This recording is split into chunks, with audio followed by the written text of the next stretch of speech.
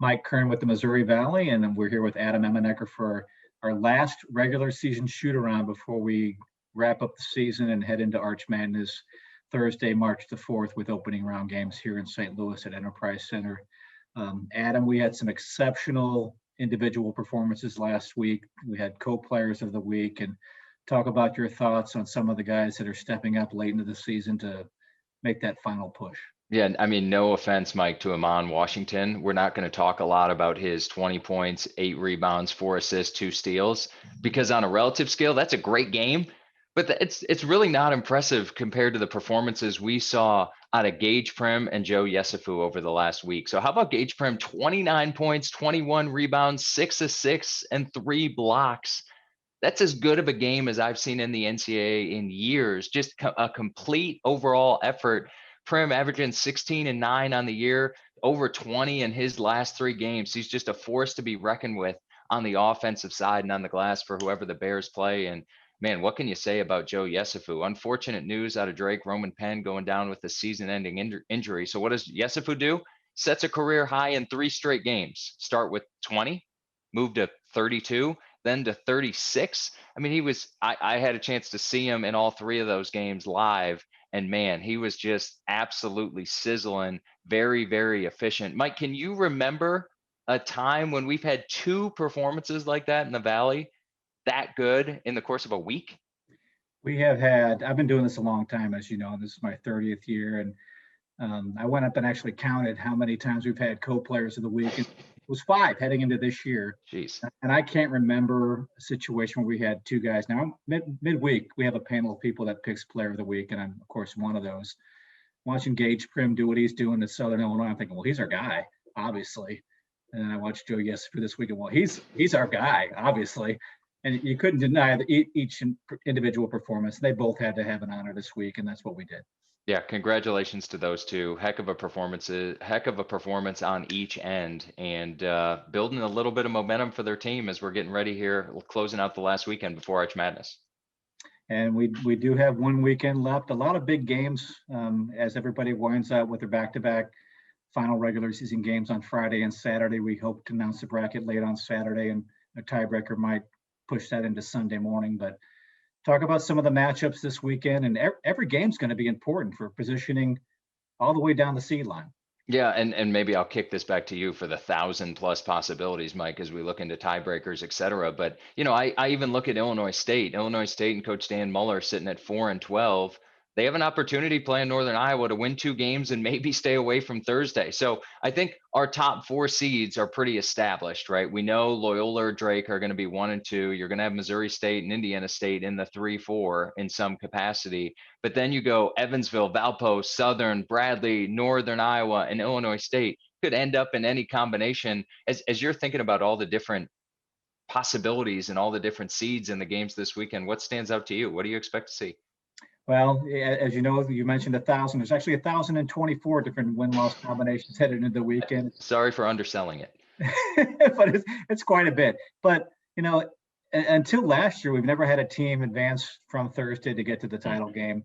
It's hard to do. You know, we've had 45 years of our tournament and 31 upcoming here in St. Louis. You don't want to play on Thursday if you have any expectations of winning the championship. So this weekend is big for those teams at the bottom that are vying for spots 5, 6, and there's 6 teams that could do it. So it's a big weekend for everybody, and every game is going to be very meaningful this coming weekend. Yeah, absolutely. Maybe just one last note as I look at positioning, right? So Drake and Loyola obviously vying for that NCAA tournament bid, wanting to have a strong enough resume for an at-large. And to be honest, I think they're both there, especially if they take care of business. But I'm also curious, Missouri State creeping up the net rankings at 85 today. We'll see if they can close out the season with a couple of wins, the regular season, and then they are a team that nobody wants to see in Arch Madness.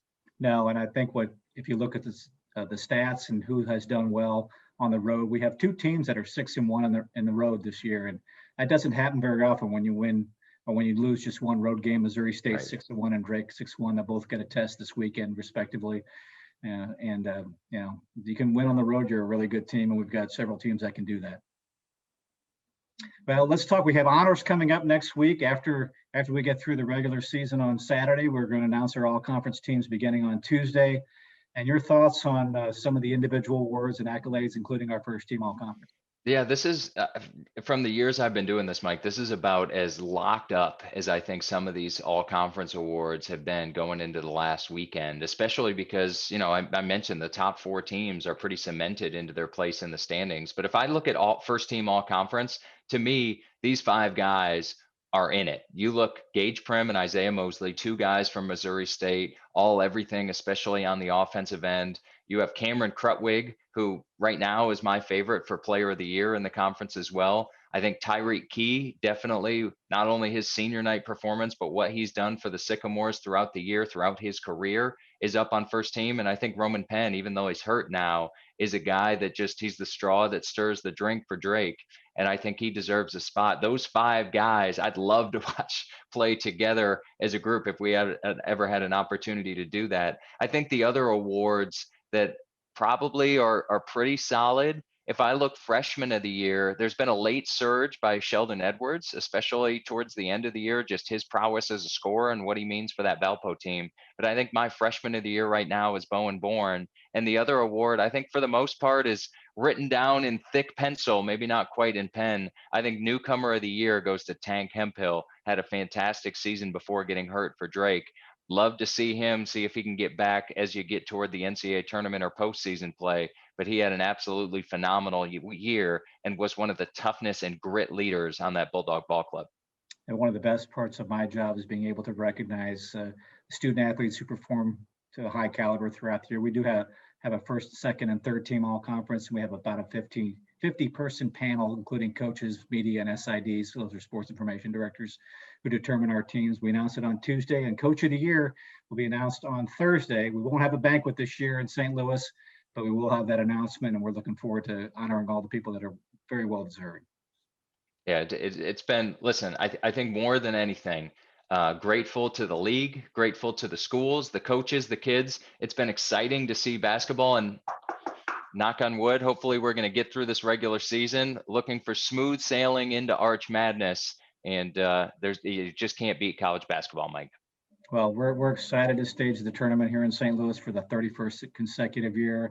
We're happy to have some fans in attendance, and we're happy to have great 10 teams here to vie for an automatic berth to the NCAA tournament. Should be fun, as always. All right. Thank you, Adam. We'll talk to you soon.